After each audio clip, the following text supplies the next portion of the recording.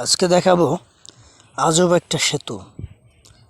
এটা পিরোজপুর জেলার কালিকাঠি গ্রামের মোল্লাবাড়ি সংলগ্ন এবং তালুকদার বাড়ি যাওয়ার পথে খালের উপরে নির্মিত একটি সেতু।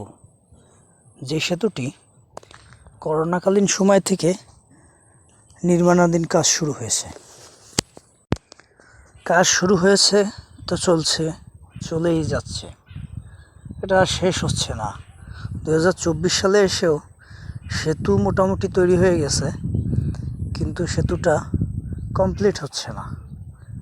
এই দুই সাইডে ঢালে যে সুপারি গাছ দিয়ে সাঁকো বানিয়ে মানুষ যাতায়াত করতেছে। এটা আসলে চরম দুর্ভোগের। মহিলাদের এবং বাচ্চাদের জন্য এটা প্রচণ্ড একটা ঝুঁকিপূর্ণ এবং দুর্ভোগের একটা জায়গা। এটা কবে শেষ হবে আমারও জানা নাই, এলাকাবাসীরও জানা নাই কতদিন এটা চলবে। পাশাপাশি একটা নতুন সড়ক নির্মাণ হচ্ছে। সড়কটা খুব দ্রুত গতিতে এগিয়ে আসতেছে। তো এই সড়কটা নির্মাণ হওয়ার পরে এই সেতুটার ঢাল আসলে কিভাবে ওনারা দিবে, সড়কের উপরে দিবে না সাইডে দিবে, এগুলো নিয়ে এখনও ধোঁয়াশা পড়ে আছে মানুষের ভিতরে। এগুলো নিয়ে কিছুটা সংকীর্ণ।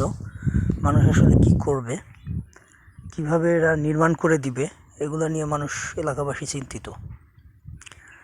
অ্যাটলিস্ট এই কাজটা কবে শেষ হবে সেটাও যদি পরিষ্কার করতো তাহলেও মানুষের জন্য একটু ভালো হতো। 4 বছরের মতো হয়ে গেছে, এখনও যদি এই সেতুটা নির্মাণ না হয়, কাজ না শেষ হয়, তবে এটা দুর্ভোগের। এটা তালুকদার বাড়ির সাইড। এই সাইড থেকে মানুষ নেমে তালুকদার বাড়িতে যায় বা অন্য জায়গায় যাওয়া যায়। আপনারা দেখবেন এই যে সুপারি গাছ দিয়ে সাঁকো বানাইছে, এখান থেকে ওঠানামা যেই উঁচুতে, মানুষের অনেক কষ্ট হয়। আর বর্ষার দিনে তো এটা প্রচণ্ড রিস্কি একটা জায়গা। কাদামাটির কারণে প্রচুর সমস্যা হয় মানুষের যাতায়াতে।